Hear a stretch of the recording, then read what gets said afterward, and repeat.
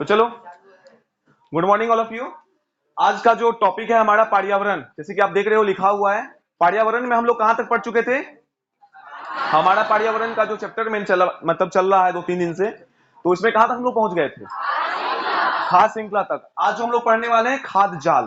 तो खाद्य जाल के बारे में किसी को पता है? किसी को पता है क्या खाद्य जाल? तो नहीं पता है तो चलो आज हम देखते हैं, ठीक है। तो पहला जो टॉपिक है आज का वो है खाद्य जाल। क्या है? खाद्य जाल। तो यहां पे आप समझें, खाद्य जाल जो होता है, देखें, खाद्य श्रृंखला, खाद्य जाल जो होता है,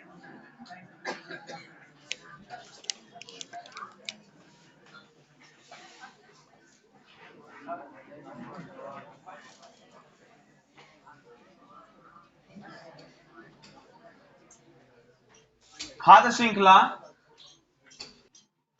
जब सीधी न होकर, सीधी न होकर जटिल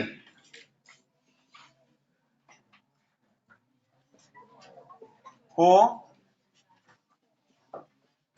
जाती है, सीधी न होकर जटिल हो जाती है, तो एक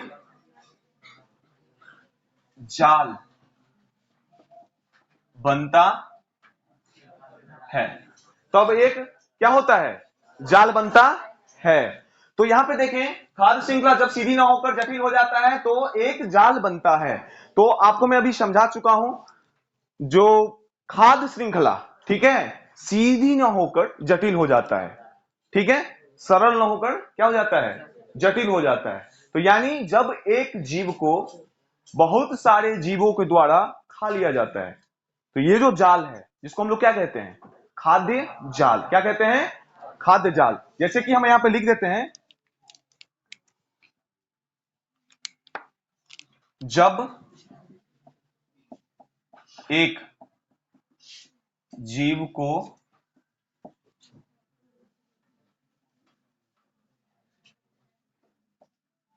दूसरे बहुत सारे जीव खा ले, ठीक है, दूसरे बहुत सारे जीव मिलकर खा ले, ये भी आप लिख सकते हो, जो कुछ भी है। तो इसको आप समझे, लेकिन इसको और अच्छा से आपको समझने के लिए हमको जानना पड़ेगा पोषण स्तर। क्या जानना पड़ेगा? पोषण स्तर। तो पोषण स्तर क्या है, ये बहुत इंपॉर्टेंट है, इसको अच्छे से हमको समझना है, इसको हमको अच्छे से समझना है। तो देखें पोषण स्तर क्या है, तो आपको मैं बताता हूं। पहले इसका डेफिनेशन में लिख देता हूं क्या होगा। तो देखें यहां पे देखिए, खाद्य श्रृंखला, खाद्य श्रृंखला में एक जीव से दूसरे जीव में ऊर्जा का स्थानांतरण होता है। खाद्य श्रृंखला में एक जीव से दूसरे जीव में ऊर्जा का स्थानांतरण होता है, मतलब पोषण स्तर का ये परिभाषा है। क्या है पोषण स्तर का? ये परिभाषा है। अब आपको समझना पड़ेगा ये कैसे होता है। तो इसके लिए एनसीईआरटी बुक में जो है एक डायग्राम के माध्यम से हमको समझाया गया है, जो डायग्राम इस प्रकार से दिया गया है। तो देखिए, ध्यान दें सभी इस डायग्राम को। देखिए,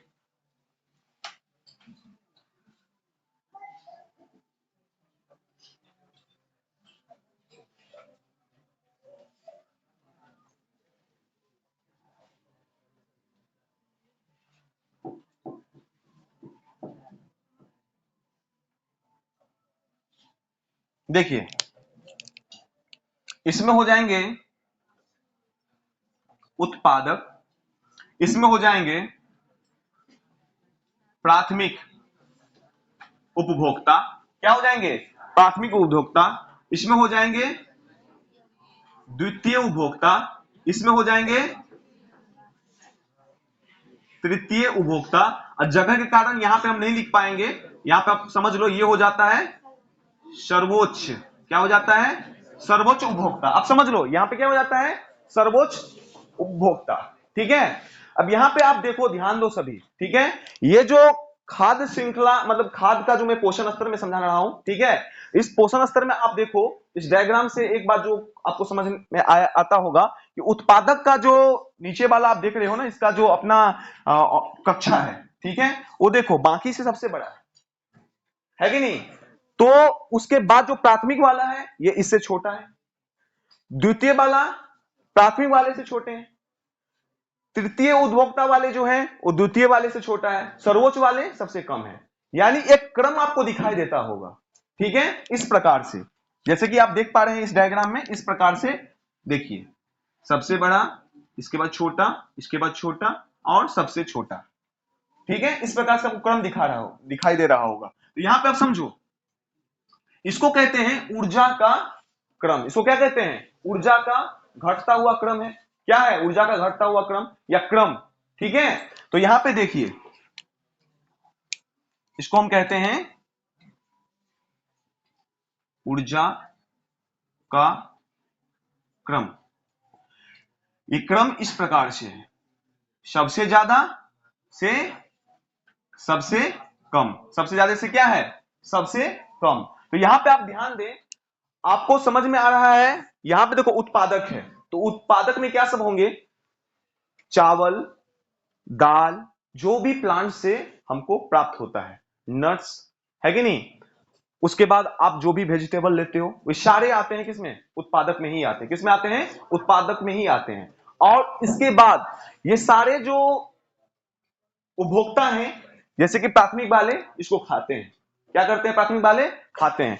उसके बाद प्राथमिक वाले को कौन खाता है? द्वितीय वाले। तो यहां पे आप समझो, आप अगर ऊर्जा की बात करते हो, क्योंकि यहां पे हम कम क्रम देख रहे हैं, ऊर्जा का क्रम देख रहे हैं, तो यहां पे अगर द्वितीय उपभोक्ता की बात करते हैं, उसमें आ जाते हैं कौन कौन? शाकाहारी जीव जंतु जो भी हैं। कौन आ जाते हैं? शाकाहारी नहीं, इसमें आ जाते हैं मांसाहारी जीव। कौन आ जाते हैं? मांसाहारी जीव आ जाते हैं। जैसे कि आप बकरा खाते हो, चिकन लेते हो ना, मुर्गा, मुर्गा खाते हो, उसके बाद फिश लेते हो, या जो कुछ भी आप खाते हो। ठीक है, आप यहां पे ध्यान दो, ऊर्जा किसमें सबसे ज्यादा है? उत्पादक में। लेकिन आप अगर मांसाहारी हो, क्या हो? मांसाहारी, आप ऊर्जा के लिए, प्रोटीन के लिए, न्यूट्रिशन के लिए, अगर आप उत्पादक को छोड़ करके अगर आप प्राथमिक को खाओगे, किसको खाओगे? मतलब द्वितीय वाले, मतलब प्राथमिक वाले को खाओगे, तो क्या होगा? अब द्वितीय वाले को, प्राथमिक वाले को कौन खाएगा? द्वितीय वाले खाएगा, खाएगा ना। तो क्या ऊर्जा उसको मिलेगा? सबसे ज्यादा ऊर्जा किसको मिल रहा है? प्राथमिक वाले को मिल रहा है। किसको मिल रहा है? प्राथमिक वाले को। इसी प्रकार ये क्रम जो है घटते हुए चला जाता है। ठीक है, तो इसको हम समझते हैं। इसका एक अच्छा एक डेफिनेशन है जो आपको हम समझाना चाहता हूं, वो है 10% ऊर्जा का जो स्तर है, क्या है? 10% पोषण का स्तर। ठीक है, तो इसको समझो। यहां पे हम एक नोट में आपको समझाते हैं।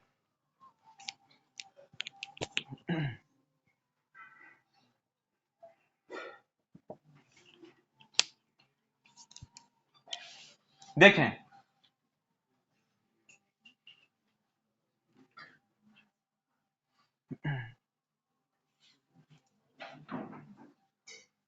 खाद्य श्रृंखला में, खाद्य श्रृंखला में एक पोषण स्तर से दूसरे पोषण स्तर में ऊर्जा का स्थानांतरण केवल 10% होता है। कितना होता है? 10% होता है। कितना होता है? 10% होता है। ठीक है, इतना बात तो आपको समझ में आ गया होगा, आया कि नहीं बताओ। तो ये जो मैंने नोट लिखा है ना, इसको मैं इस साइड में समझा दे रहा हूं। ठीक है, इस नोट को कहां समझा रहे हैं, बगल में समझा दे रहे हैं। ठीक है, तो यहां पे आप सभी ध्यान दें। देखिए, इसके लिए एक मैं डायग्राम फिर से बनाता हूं, इस डायग्राम के माध्यम से हम आपको समझाने का कोशिश करता हूं। देखें,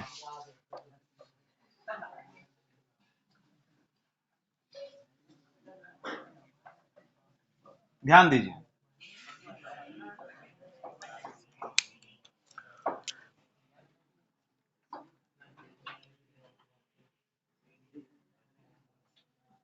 अब देखें, यहां पे क्या है, उत्पादक। क्या है, उत्पादक। ये हो गया प्राथमिक वाला, ये हो गया द्वितीय वाला, ये हो गया तृतीय वाला, उपभोक्ता। ठीक है, अब मान के चलो उत्पादक है, आपको हम अभी बता चुके हैं। इसमें क्या कह रहा है, खाद्य श्रृंखला में एक पोषण स्तर से दूसरे पोषण स्तर में ऊर्जा का स्थानांतरण केवल 10% ही होता है। यानी मान के चलो उत्पादक जो है, इसके अंदर मान के चलो ऊर्जा कितना है, 1000 जूल। कितना है, 1000 जूल। ठीक है, अब ऊर्जा का स्थानांतरण होगा ना, तो प्राथमिक में कितना होगा, 10%, यानी 100 जूल। कितना होगा, 100 जूल। तो द्वितीय में कितना होगा, 10 जूल। तृतीय में कितना होगा, ये हो गया उत्पादक, ये हो गया प्राथमिक में क्या हो गया, शाकाहारी, ये हो गया मांसाहारी। तो मांसाहारी को कितना मिल रहा है, 10%। सबसे ज्यादा किसको मिल रहा है, उत्पादक से। प्राथमिक वाले को अगर मांसाहारी खाएंगे तो इनको कितना मिलेगा, 10 जूल। सबसे ज्यादा क्या है ऊर्जा, किसमें ऊर्जा है, उत्पादक में। उसके बाद प्राथमिक को जो खाते हैं द्वितीय, उनके पास कितना ऊर्जा जाता है, तो सारे 10% में ही होते हैं, ऊर्जा का स्थानांतरण होता है।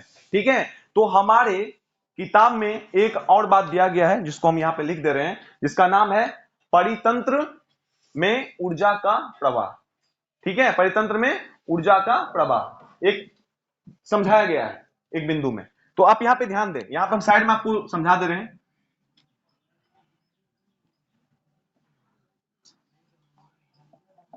परितंत्र में ऊर्जा का प्रवाह, परितंत्र में ऊर्जा का प्रवाह, यानी आप यहां पे देखो, पहला हो गया सूर्य का प्रकाश। उसके बाद क्या हो गया, उत्पादक। कौन हो गया, उत्पादक। इसके बाद क्या हो गया, इसके बाद शाकाहारी। कौन हो गया, इसके बाद कौन हो गया, मांसाहारी। और इसके बाद सर्वोच्चहारी। ठीक है, तो आप देख सकते हो ना, ये परितंत्र में ऊर्जा का प्रवाह इस प्रकार से होता है। ठीक है, यानी घटते हुए क्रम में। किस क्रम में, घटते हुए क्रम में। इतनी बातें सबको समझ में आया कि नहीं आया, बताओ। सभी को आ गया ना, अगर सबको समझ में आ गया तो आगे हम लोग बढ़ते हैं। और आगे जो हम लोग पढ़ेंगे वो है ओजोन के बारे में। किसके बारे में, ओजोन परत के बारे में हम लोग पढ़ेंगे, अच्छे से समझेंगे। ठीक है, तो इसको अगर आप नोट करना चाहते तो नोट करें, इसके बाद आगे हम बढ़ते हैं। ठीक है, ध्यान सुनना बहुत इंपॉर्टेंट है ये। चलिए अब हम स्टार्ट करते हैं, ओजोन के बारे में अभी हम लोग पढ़ेंगे। किसके बारे में पढ़ेंगे, ओजोन। ओजोन है क्या, ठीक है, इसको पहले समझना बहुत जरूरी है। ओजोन क्या है, तो देखें, ओजोन जो होता है समताप मंडल में ओजोन परत होता है। समताप मंडल में क्या होता है, ओजोन परत होता है। अब देखो समताप मंडल क्या है, इसको समझना जरूरी है ना पहले, है कि नहीं। समताप मंडल से पहले हम समझेंगे क्षोभ मंडल के बारे में। किसके बारे में समझेंगे, क्षोभ मंडल के बारे में। पृथ्वी के 7 किलोमीटर से इसकी मोटाई 20 किलोमीटर तक होती है। जितनी भी मौसमी बदलाव होते हैं, गर्मी का, वर्षा का, ठंडा का, जलमोष्ण जलवायु का, जो कुछ का भी होता है, ओला ओला जो कुछ भी गिरता है, वो क्षोभ मंडल के अंदर ही गिरता है, जिसकी मोटाई कितनी होती है? 7 किलोमीटर से लेकर के 20 किलोमीटर तक होता है। इस मौसम का जो बदलाव है पर्यावरण के अंतर्गत, वो क्षोभ मंडल में ही होता है। क्षोभ मंडल के बाद होता है संताप मंडल। क्षोभ मंडल के बाद क्या होता है? संताप मंडल, जो 50 किलोमीटर तक की ऊंचाई में होता है। कितने किलोमीटर की ऊंचाई तक में होता है? 50 किलोमीटर तक की ऊंचाई में यह पाया जाता है। क्या पाया जाता है? संताप मंडल। इसी में होता है ओजोन। क्या होता है? ओजोन परत होता है। क्या होता है? ओजोन परत होता है। अब यहां पे एक बात आपको हम समझाना चाहते हैं, ओजोन परत होता है क्या है, इसको समझें। तो इसका निर्माण कैसे होता है ये समझें। देखिए ओजोन जो होता है ना, अब देखें यहां पे ओजोन जो होता है, देखो सभी ध्यान से समझो इस बात को, बहुत इंपॉर्टेंट है। ओजोन का एक अणु या मॉलिक्यूल, ओजोन का एक अणु ऑक्सीजन के 3 परमाणु से मिलकर बने होते हैं। ऑक्सीजन के 3 परमाणु से मिलकर बने होते हैं। ये बात आपको ध्यान में रहनी चाहिए, ठीक है। लेकिन आपको समझना चाहिए कि भैया ऑक्सीजन के 3 परमाणु से मिलकर बने होते हैं, तो ये बहुत अच्छी गैस होगी ना। एक बात याद रखना, ओजोन जो होता है ना, वो तीखा होता है गैस। कैसा होता? तीखा गैस होता है, और जहरीला भी होता है। तीखा भी होता है, जहरीला होता है। हम लोगों के लिए वो अच्छा नहीं होता है। लेकिन अगर पृथ्वी की मैं बात करूं, देखो ये है पृथ्वी। थोड़ा डायग्राम से मैं समझाने की कोशिश करता हूं, आप लोग सभी ध्यान देना, ठीक है। ये है पृथ्वी। अब नीला क्यों दिखा दे रहे हैं? तुमको समझ में होना चाहिए कि आसमान जब जब जाओगे अंतरिक्ष में, तो धरती कैसा दिखता है? नीला, ठीक है। ये धरती है, ठीक है। ये पृथ्वी है। क्या है? पृथ्वी। इसकी 7 किलोमीटर से 20 किलोमीटर की ऊंचाई पर क्या है? क्षोभ मंडल। क्या है? क्षोभ मंडल। ये है क्षोभ मंडल। मान लो इसी के अंदर बादल वादल सब समझो। मान लो ये देखो, ब्लैक से दिखा दे रहे हैं, ठीक है। काले काले बादल लगे हुए हैं। ये देखो बादल है, काले काले बादल लगे हुए हैं। देखो बादल सब इसी के अंदर पाया जाता है। मौसमी बदलाव, बारिश वारिश जो कुछ भी होता है ना, वो क्षोभ मंडल के अंदर ही होता है भैया। कभी ध्यान दें। अब देखो इसके बाद होता है संताप मंडल। क्या होता है? संताप मंडल। ये देखो ये संताप मंडल है। ये जो संताप मंडल है ना, इस मंडल के अंदर मौसमी बदलाव का कोई मतलब लगभग कोई प्रभाव नहीं होता, असर नहीं होता। इसके अंदर क्या नहीं होता? कोई भी मौसमी बदलाव नहीं होता, जो कि 50 किलोमीटर तक की हाइट में पाया जाता है। इसी के अंदर क्या होता है? ओजोन परत। क्या होता है? ओजोन परत। लेकिन ये क्यों आवश्यक है, ये समझना जरूरी है। आगे हम न्यूमेरिकल से इसको समझाएंगे क्यों आवश्यक है। इसको सुरक्षित रखना। ओजोन क्षय हो रहा है, ओजोन क्षय हो रहा है, हम लोग दैनिक जिंदगी में हमेशा सुनते आ रहे हैं। अब क्षय कैसे हो रहा है, ये तो हम ही अभी तक आप लोग जान पाए हो? ओजोन परत कैसे नुकसान हो रहा है, किसी को पता है क्या? नहीं है। आज सिखाते हैं, देखो ध्यान दो। तो यहां पे मानकर चलो सूर्य की रोशनी, सूर्य चाचा होते हैं, बहुत खतरनाक है वो, है ना। सब कुछ तो अच्छा, विटामिन डी के साथ तो एक जो है परावैंगनिक किरण, है ना, अल्ट्रावायलेट किरण जो है, लाइट जो है वो भी छोड़ते हैं। तो यहां पे देखो ये सूरज चाचू है, चंदा मामा सूरज चाचू। तो ये यहां से जो सूरज की प्रकाश आती है, तो होता क्या है, होता क्या है यहां पे अल्ट्रा मतलब क्या होता है, पराबैंगनी किरण। ये क्या होता है, पराबैंगनी किरण। अब पराबैंगनी किरण को ओजोन परत क्या कर लेता है, सोख लेता है। क्या कर लेता है, सोख लेता है। तो भैया यहां के लिए बहुत जरूरी है, हम लोगों के लिए जरूरी नहीं है। कौन, ओजोन हम लोगों के लिए जरूरी नहीं है, क्योंकि तीखी विषैली गैस होती है O3। लेकिन यहां के लिए बहुत जरूरी है पराबैंगनी किरण। अगर वो डायरेक्ट हमारे स्किन पे पड़ेगा तो कैंसर जैसे बीमारी हो सकते हैं, बहुत सारे भयानक भयानक रोग हो सकते हैं, है ना, संक्रमण हो सकते हैं। तो हमारे लिए आवश्यक नहीं है। लेकिन ये वातावरण, सूर्य से आने वाले पराबैंगनी किरण, उस सब के लिए क्या है, जरूरी है। क्योंकि अल्ट्रा वायलेट किरण को वो क्या करता है, सोख लेता है। ठीक है, तो अब यहां पे ध्यान दो, क्या ध्यान दो, कैसे ये काम करता है। तो अभी सभी ध्यान दें, वातावरण में क्या है, ऑक्सीजन। क्या है, ऑक्सीजन। ठीक है, अब देखो यहां पे हम समझाते हैं। ये है ऑक्सीजन, ये क्या है, ऑक्सीजन। और अल्ट्रावायलेट किरण क्या करता है भैया, यूवी किरण क्या करता है, अल्ट्रावायलेट किरण यूवी किरण बोलते हैं ना। यूवी किरण क्या करता है भैया, ऑक्सीजन के अणु को तोड़ देता है, O2 को तोड़ के दो गो बना देता है, दो गो ऑक्सीजन बना देता है। तो देखो यहां पे होता क्या है, अब अल्ट्रावायलेट किरण इस पे पड़ा, यूवी किरण पड़ा ना, तो क्या होगा, यूवी किरण जब भी पड़ेगा तो ऑक्सीजन टूट जाएगा। क्या हो जाएगा, टूट जाएगा।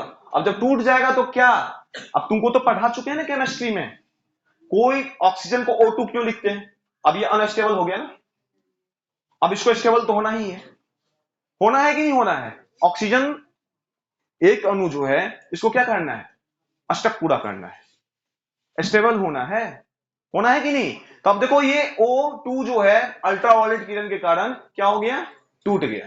टूटने के बाद क्या होता है, वायुमंडल में सब तो नहीं टूटा ना, वायुमंडल में ऑक्सीजन भी है ना, तो होता क्या, आप देखो, अब ये O टूट गया ना, तो यहां पे तो ऑक्सीजन है ही ना भैया, तो इस O2 में ये वाला जो O है ना, वो आके जुड़ गया, ऐड हो गया, तो क्या बन गया, O3। यही तो है ओजोन, यही तो ओजोन है ना, ये क्या है, ओजोन है।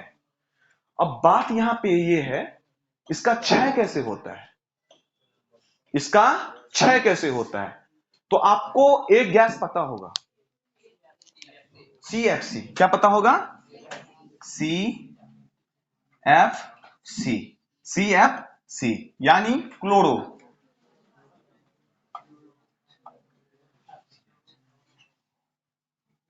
फ्लोरो,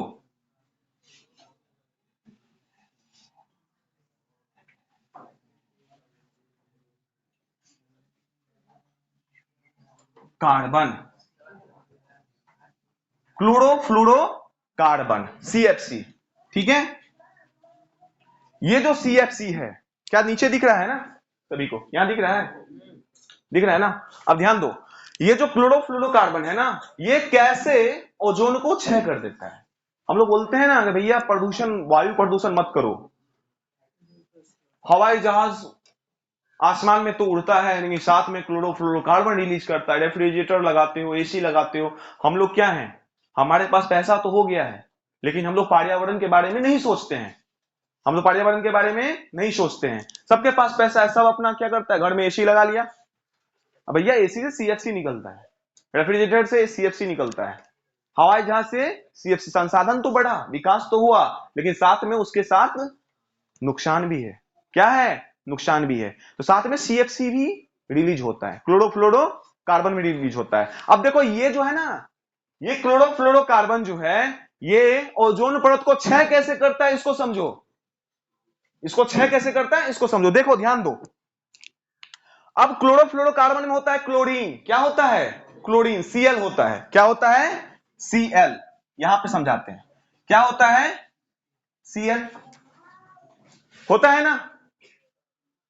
अब ध्यान दो, Cl जो है वो करता क्या है, O3 है, ओजोन है ना, है कि नहीं। अब O3 है, उसमें से एक गैस को निकाल देगा, ClO plus O2, ClO plus O2। अब देखो होता क्या है, अब ये ClO है, इसका बचा किया O2 है ना, O2 है कि नहीं। अब यहां पे ध्यान दें, सभी ध्यान दें, मुंह बंद करके। अब देखो ये जो है ना, इसको कहते हैं chlorine, chlorine mono oxide, chlorine mono oxide इसको कहते हैं। क्या कहते हैं? Chlorine mono oxide. समझ में आ रहा है कि नहीं? यहां तक किसी को दिक्कत है क्या? नहीं है ना। अब देखो ध्यान दो, अब देखो ClO है, क्या है? ClO है कि नहीं है। अब यहां पे हुआ क्या है, क्लोरीन है, ओजोन है, क्या है? O3 है। इसमें से क्या किया, क्या किया? एक ऑक्सीजन को निकाल दिया। क्या निकाल दिया? एक ऑक्सीजन को निकाल दिया। अब यहां पे ध्यान दो, इसी तरह जो है, अब तुम देखो इस एक बात को समझो, इस चीज को, ठीक है। इसी तरह से जो है, अब यहां पे देखो एक सेकेंड, अब यहां तो टूट चुका है ना, यहां पे O2 नहीं O ही होगा। यहां पे तो टूट चुका है ना, ऑक्सीजन टूट चुका है कि नहीं, क्योंकि एक ऑक्सीजन ये टान लिया ना, मतलब ऑक्सीजन O3 को तोड़ रहा है, ओजोन गैस को क्या कर रहा है? तोड़ रहा है, तोड़ रहा है, तोड़ रहा है। लेकिन परावैगनिक किरण जो अल्ट्रावायलेट किरण है, वो भी तो ऑक्सीजन को तोड़ ही रहा है ना। ये भी क्या कर रहा है? ये ओजोन को तोड़ रहा है, वो ऑक्सीजन को तोड़ रहा है, ओजोन बढ़ा रहा है। ये क्या कर रहा है? ये ओजोन को तोड़ रहा है, एक ऑक्सीजन ले रहा है, क्लोरीन मोनोऑक्साइड बना दे रहा है। तो भैया अब यहां पे ध्यान दे, अब एक ऑक्सीजन यहां पे टूटा, टूटा कि नहीं टूटा? अब यहां पे देखो, तुम ध्यान दो यहां पे, अब ClO हो गया ना, फिर क्या करेगा? अब ये ClO है, अब प्लस ऑक्सीजन फिर देखेगा दूसरे ऑक्सीजन को, तो फिर क्या कर देगा? देखो यहां पे हो क्या जाएगा, क्लोरीन अब प्लस O2, खाली ऑक्सीजन को ही तोड़ रहा है। फिर क्लोरीन हो बन गया। ये सारे गैस हैं, ये सारे क्या है? गैस है।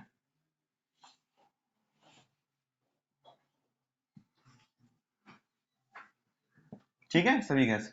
और यहां पे ध्यान दें, तो इस प्रकार जो है ये प्रक्रिया, अगर हम लोग CFC क्लोरोफ्लोरोकार्बन पर लगाम नहीं देंगे, तो फिर इसी तरह से हमारा ओजोन जो है क्षय होते जाएगा।